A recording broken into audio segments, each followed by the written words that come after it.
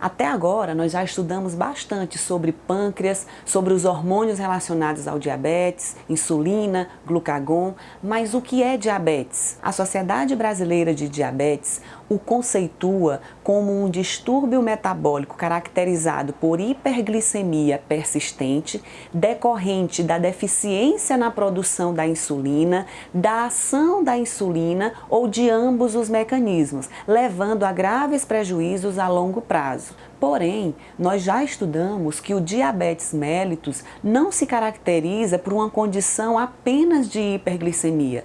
Todos os tipos de diabetes, nós vamos estudar isso nas próximas videoaulas, apresentam alteração no metabolismo de todos os macronutrientes. Por isso, diversos outros autores dão um conceito mais amplo para esse distúrbio, caracterizando como um distúrbio metabólico dos carboidratos, dos lipídios e das proteínas, ocasionado por uma deficiência na produção da insulina ou por uma deficiência na ação da insulina junto às células. E isso vai fazer com que ocorra uma elevação da glicemia, uma redução da utilização da glicose pelas células e, consequentemente, um aumento da utilização das gorduras e das proteínas. O diabetes mellitus pode ser classificado da seguinte maneira.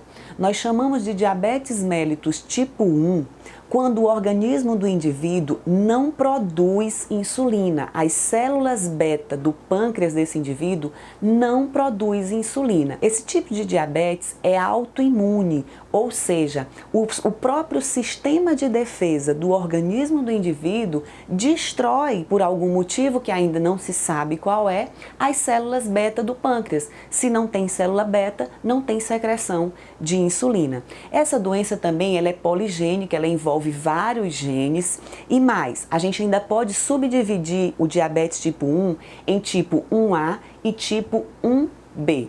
A gente diz que o paciente tem diabetes tipo 1A quando nos exames laboratoriais aparecem autoanticorpos circulantes.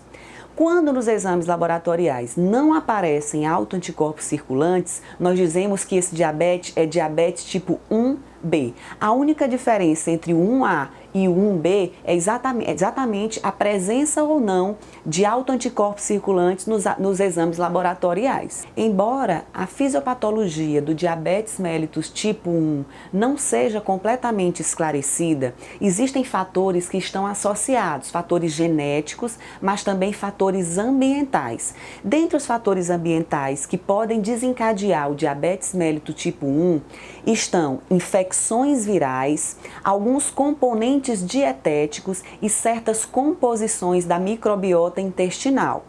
Lembre, no diabetes tipo 1, o indivíduo não produz insulina. Se o indivíduo não produz insulina, todos os efeitos decorrentes das funções da insulina vão gerar problemas naquele indivíduo. O principal deles é a hiperglicemia.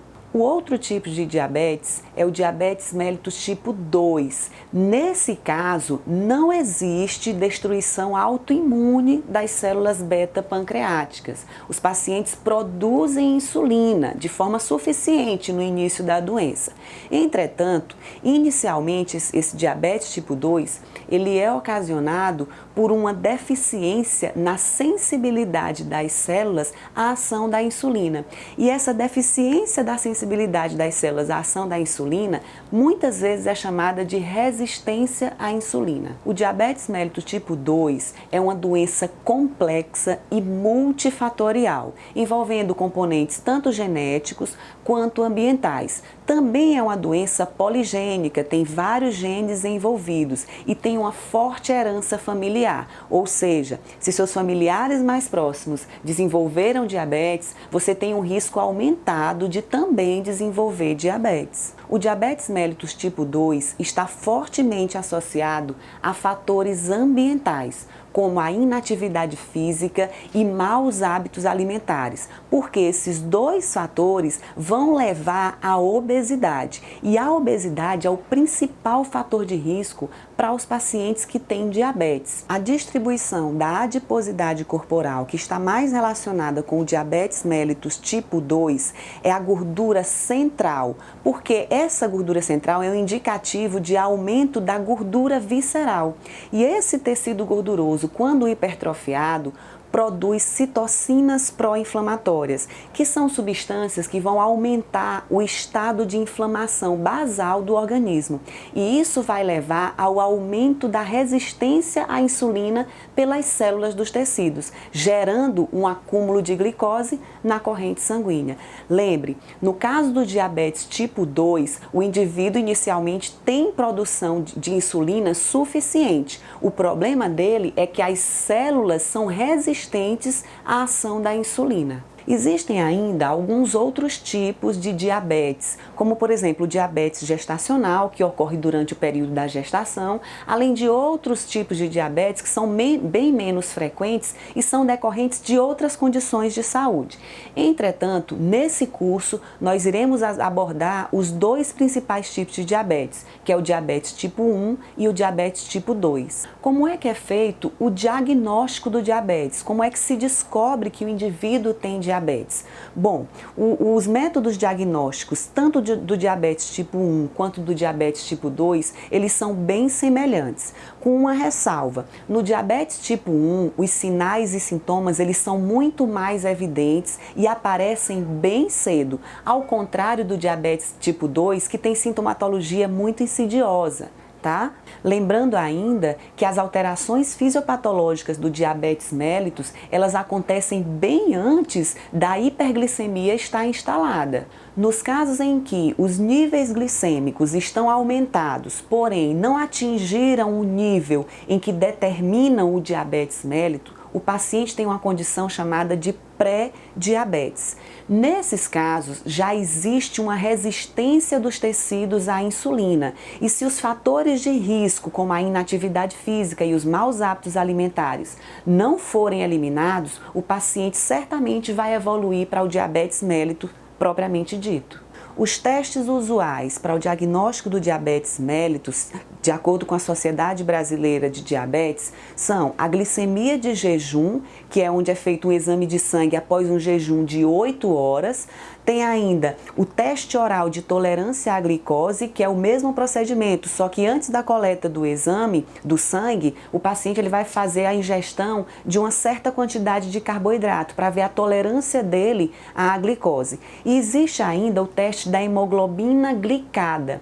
A diferença é que o teste da hemoglobina glicada, ele é bem interessante porque ele avalia como está o controle glicêmico por parte do paciente nos últimos 3 a 4 meses. Dá uma olhada nessa tabela que eu vou te mostrar agora com os critérios diagnósticos para o diabetes mellitus, de acordo com a Associação Americana de Diabetes e também de acordo com a Sociedade Brasileira de Diabetes. Olha só. Então aí você vê nessa tabela, de acordo com o exame que está nessa coluna aqui da esquerda, tem os valores normais, os valores que caracterizam pré-diabetes e os valores que caracterizam o diabetes propriamente dito. Então, no exame da glicemia de jejum, quando o valor está abaixo de 100 miligramas por decilitro, você tem uma quantidade de uma glicemia considerada normal. Tá?